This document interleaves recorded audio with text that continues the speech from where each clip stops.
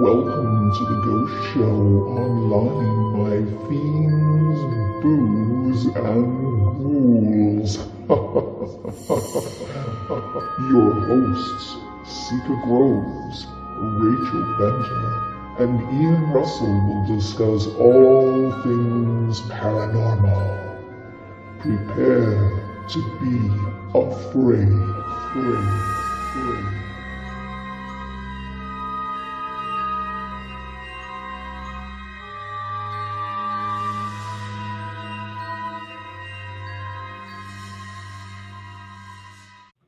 In today's show, we are talking about the ghosts of Casa Loma. And Casa Loma is a location in Toronto, Ontario, Canada. Ian, I want to ask you, because you've been there, have you done a paranormal investigation at Casa Loma before or just visited? Not an official investigation. As you say, they don't allow that to take place any longer. Mm-hmm. So when we were there, was about 5 years ago. And that's actually the first time that I've been there since I was a kid in school, and we were there on a field trip. Right. And I remember being there on this field trip, and it was very, very cool to go there 5 years ago and see some of the stuff that I recall from way back. Mm-hmm. Certain rooms, the tunnel, of course. Mm-hmm. But no, when we were there, we did bring some paranormal equipment with us, but it was just kind of let's just use it as we go along, nothing official. Okay. Maybe try to get some EVPs, and that was about it. Right. Oh, so did you manage to get anything when you were there? Did you get any? There nothing really EVP-wise, but I'll tell you, the place that creeped me out the most, and I've mentioned before that I'm not, psychic or sensitive in any way whatsoever. Right. What creeped me out the most of the entire place is that swimming pool down in the basement. Oh, the unfinished pool, yes. Yeah, I don't know what it was about it. We went into that room, and the lights are all dimmed. It was very dark. Mm-hmm. It almost felt damp. I'm not sure about that. It is damp there, for sure. I agree with you. That is a damp area. And I think the reason that it is so damp is because, of course, it's underground. This is a swimming pool that was built in the basement of the house. And it's all concrete, and of course, no heating. There's no central heating in that area. So I think it just tends to pull the dampness from the surrounding soil on the outside of the building. But it's definitely an interesting spot for sure. It is one of the weirdest, like you go down there and you're like, it was never finished. So the pool was never used. So it never we don't get to see the luxury that it would have been, because I'm sure had they finished that swimming pool, all the walls in there would have been painted with murals, probably to depict some faraway sunny location. And it probably would have had beautiful tiles on inside the pool and around the surround. And so it would have been a much different room than it is today had it been finished. But it's just now. Absolutely. It would have been as luxurious as the entire rest of the building itself. So let's jump to the stories of the ghosts and the so-called hauntings at Casa Loma, because this is, and I say so-called, that doesn't mean that it's not haunted. It's just there's different people's versions of what may or may not be there. I'm intrigued to find out. So, Ian, as you said, when you were there, you were just going through mostly touring it yourself during public opening hours. So it wasn't like you could really isolate or do. It wasn't an official, exclusive kind of paranormal investigation. Right. So I was really lucky. Yeah, we were just there as tourists going through, and we just happened to have some equipment with us. Which, of course, we intentionally brought. But, of course, realizing that, we could not just set up and do an authorized investigation. You talk about the ghosts. As I say, I was creeped out in the swimming pool area. Right. And I could feel that it just kind of felt heavy in there, and it felt like someone was watching you the entire time. Ghosts at Casa Loma. So there's apparently been sightings of Sir Henry Palat himself at Casa Loma. There's been a young boy who's been reported to have seen Palat standing in his second floor bedroom window. So there's some of that. There's, of course, Lady Mary, who's been spotted on the grounds herself. Lady Mary, there's what I can only say as the noise in the tunnel. Numerous times when I was there, I would have to go from the main castle over to the stable and back and forth quite frequently. And I did it a lot, back and forth. And of course, I'm dressed in my Elizabeth I black ermine dress, and I'm full out Queenie here for the day. And it's a bit of a trot through, is it not, Ian? It's a pretty good haul on that tunnel. Oh, it's a long tunnel. It's I'd say it's about a quarter of a kilometer. Yeah, it's 600 feet or 800 feet. Yeah, something like that. It's a very long tunnel. And you can imagine in Palat's time, I mean, going to 1911, he being in charge of the electrical of the city at the time and the company, it would have had lighting in it. I mean, that was obviously the one thing with Casa Loma is it was well retrofitted with electricity. It wasn't one of these.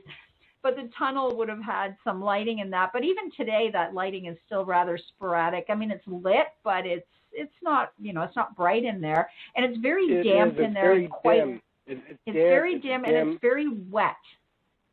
And I know that, it's very damp. Yeah, it holds that condensation, right? Because on a really hot day, it's one of the coolest places to be is down in the tunnel. Yeah. But when I used to go back and forth, I would often hear this clip clop on the concrete floor like a horse hooves. And I'm not the only person. Yeah, I'm not the only person who has said to have heard that. And my conundrum with that is today, and I'm going to suspect it hasn't changed, is how did the horses get into the tunnel? Because good question. Because there's staircases. Yes, that's a big question. Yeah, they certainly didn't walk down the stairs. No, there's staircases that there's no way that a horse could possibly get down. I think we should mention, why is there a tunnel to begin with? Yeah, why is there a tunnel exactly? And what I understand is when Henry Palat was building Casa Loma and the stables and the garage area, he wanted to close off the street in front of the castle, Austin Terrace.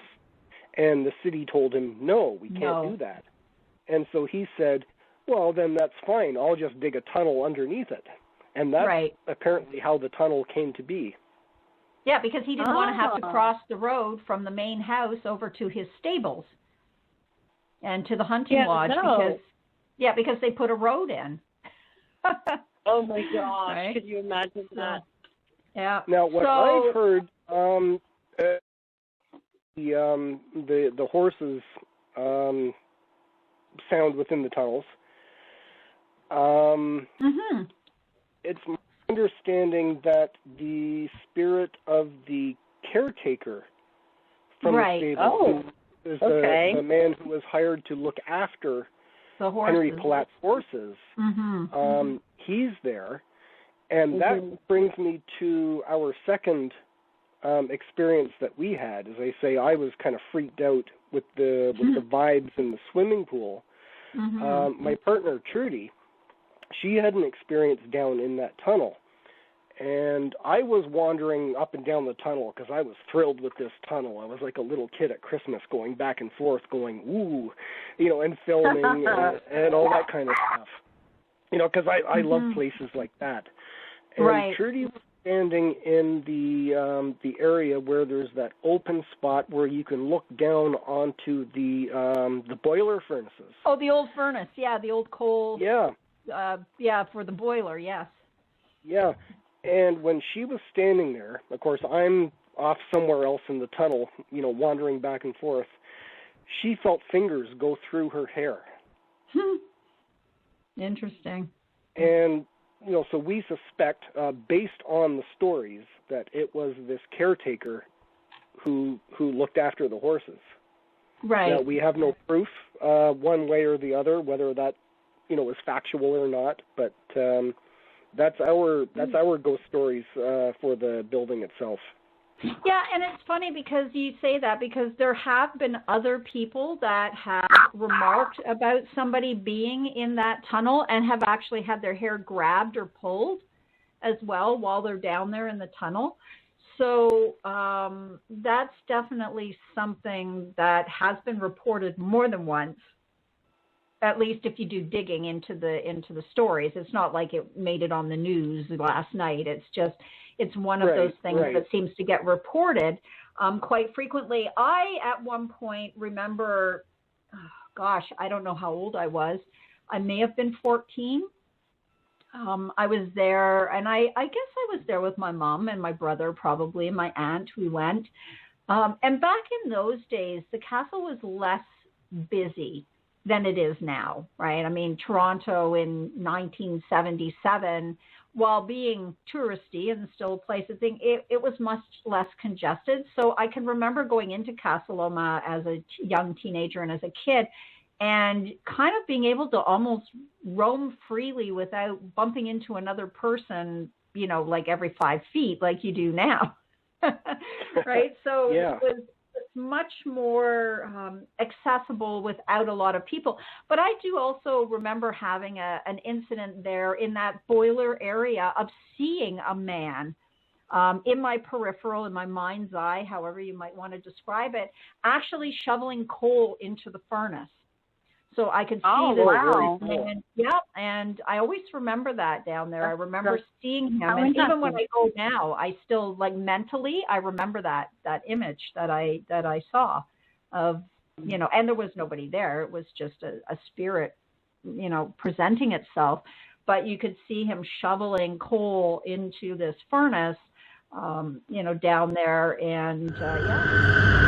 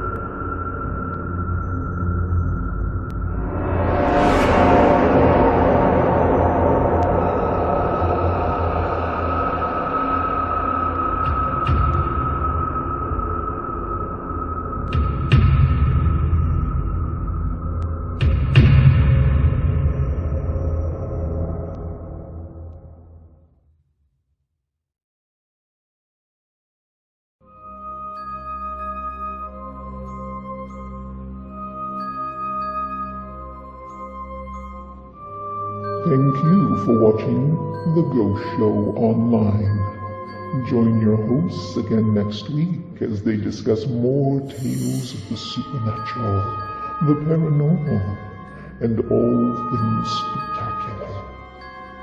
See you soon.